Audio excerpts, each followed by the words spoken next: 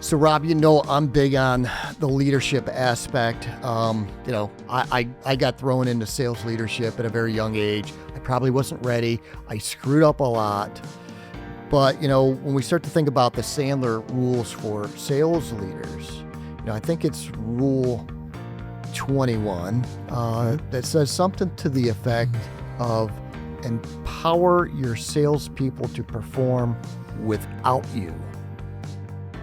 Kind of unpack that a little bit from a leadership perspective. What does that mean and application of that? Well, I think one of the, and I'm giggling a little bit because I think one of the traps that sales leaders fall into is they step on the ticking time bomb of rescuing.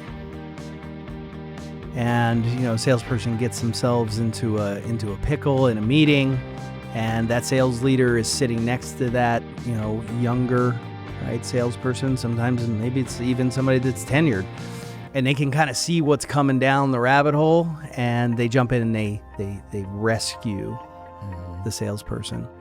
And what did that sales leader tell that salesperson without telling them? That, bud, when you get in trouble, every time I'm going to come rescue you, right? And then so what we end up getting is a salesperson who is hooked, right, hip to hip to that sales leader, and then the sales leader sits back maybe at the end of the year or the end of the quarter. I'm like, man, I had my hands in every one of these deals. Why? I don't understand why my people aren't getting better. Well, if the salesperson or the sales leader's jumping in on every deal, it's got their hand in the cookie jar, they're rescuing. That's a learned behavior. You never taught that salesperson, right, that I'll step in every time. That it's not important for them to know how to do this. We can lean into the sales leader. Yeah. I mean, and that's enabling activity, which doesn't help us scale businesses and, create cultures of accountability. What's the other side of it too? Like, let's pretend somebody is, doing a pipeline review, or let's lean back in and pretend somebody just got done with a meeting and they walked out and they felt really good about, and then, right, the boss has to jump in and ask a few questions. Well, and I think the go-to question that most leaders ask is, so how'd it go? And it could have been a great conversation, and the salesperson's pretty much always going to deviate to like, oh, it went well. Well, like, what is the context of well?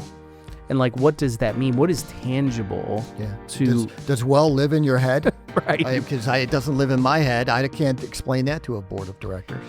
But when you adopt, the sales rules for sales leaders, Sandler sales leaders, right? They've adopted this philosophy. They've got this gift in the framework that they can reference back to. And, they can start to objectively start to qualify how good that meeting actually was. So there's areas, compartments, parts of the flywheel that we can reference back. So what did that upfront contract sound like? And what were the variables that we put inside of there driving to our desired outcomes? That right there, when we can take a young sales rep, a veteran sales rep, and put that structure around them, that technique of being able to articulate what we're actually going to be talking about. What are some of the details around the conversation we're going to have over this next 30, 60, 90 minutes, 2 hours, whatever it is? The ability to create what we call at Sandler is equal business stature.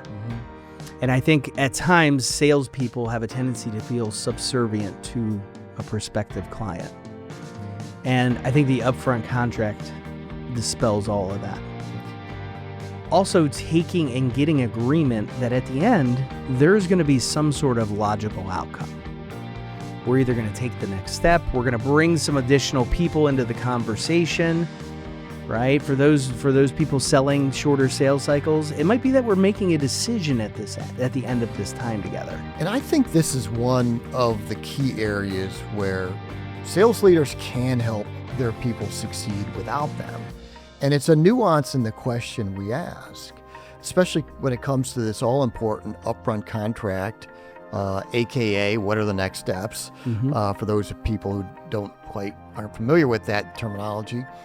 But, oftentimes we hear sales leaders, ask, Joe producer, well, what are the next steps? And the producer says, well, the next steps is we got to put a quote together or something of that nature. And I think that's a very, very, that's a great opportunity to ask a better question, because there's no conditioning to operate without me with that question. The conditioning that says here, operate without me question sounds something like this. Well, what did you and Mr. or Mrs. Prospect agree to as the next step? And that takes on a different connotation. That basically says, did you get mutual agreement on what the next steps? I don't really care what you think it is. I want to know what you talked about.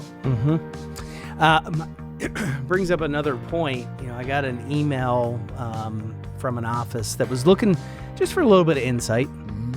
And one of their advisors had been put in a position where he had a good upfront contract, and it was what he felt was a good upfront contract.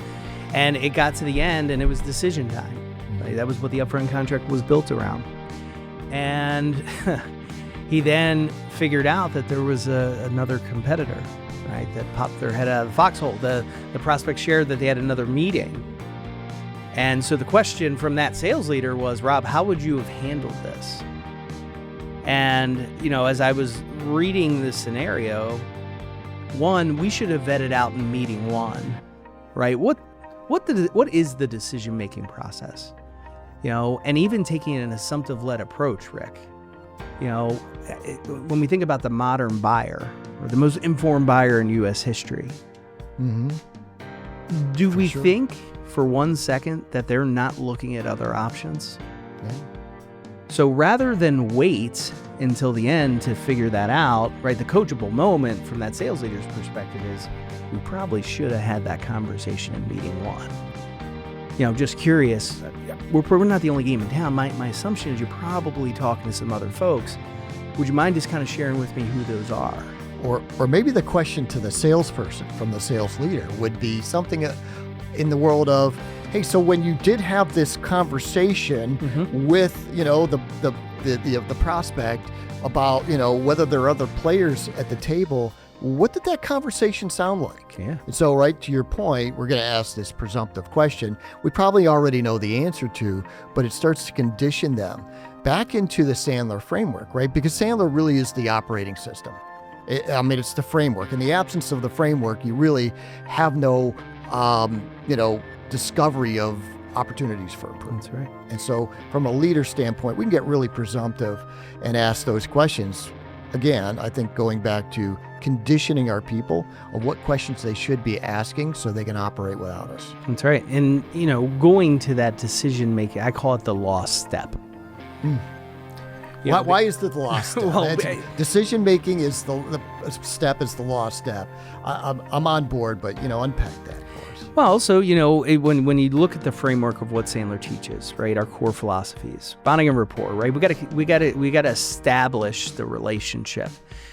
We need to set mutual expectations, of the prospect, of us, what is expected from each party, what is the defined outcome we're really driving to. All that makes sense, right? And as the salesperson's navigating, right, the process, and then we slide into what is bringing us together, right? Typically, as a Sandler, philosophy, we believe people buy emotionally, they justify intellectually. Right? So it's that pain conversation. If somebody's going to be doing something different than what they're currently doing, there's typically a reason for it. Something's not working. They're looking to address an issue. And then we slide into budget. Do they have the funds allocated, right, to actually purchase our solution? And is there a business case inside of this conversation that makes sense? Right, it's going to be good money spent. And then I think the salespeople get super excited, right, because they've kind of checked all these boxes, and then they just kind of move on to the upfront contract to set up the next meeting, or maybe what it might be a presentation where we're going to come in and present our solutions, and we gloss over this because I'm sitting with the decision maker. Do we gloss over it because we don't want to blow it up? We feel like there's if I ask the wrong question, we might blow up the deal, or maybe we don't want to know who the decision makers are, or maybe we just feel like this conversation's going so well we don't need it. That last one, I think, right? We get stinking thinking. We get super excited. We get emotionally involved. Oh boy, I got one. This is going really well, right? And let's just keep this thing moving. And I think it's a miss. And I think our ability to, and so the second reason is sometimes maybe we're afraid of the answer. Yeah. Right? And I'm afraid to ask the question because I'm afraid of what the response is going to be. Right. Right? That I'm sword fighting with a competitor, with an incumbent, right? That the person that has the business now, and I got another set of issues, right? Because now I got to figure out how to put a wedge between whoever I'm competing with. So I've kind of complicated my life. Right. But ultimately, I feel like the really good business development professionals, the ones that are really, really good at navigating this process, they have an intimate conversation around this. They understand that sometimes you might be sitting with a decision maker, but when you look at the cast of characters and who this solution might touch, like we like to call them influencers, right? It doesn't take much for an influencer to go, wait a second, Rick, what are we doing? We're gonna do what? We've been with this other firm for like 5 years. We got a great relationship. Why would we do that? And they'll blow up the whole thing. Yeah, for sure. All because of the business development person in the moment didn't say, I'm just curious, Rick, who else inside this organization might this impact? I think what we're really looking at is, sales leaders need to have the ability to ask the right questions in order to really take and help our producers understand that when it comes to problems that we solve, right? Is there a compelling reason for somebody to do business and move that business from, incumbent suppliers? Are they willing to invest time, money, and resources? That's right. And, what does the decision-making intelligence tell us? And so when sales leaders are able to inspect that through conversation with their producers, we're really conditioning them to work without us.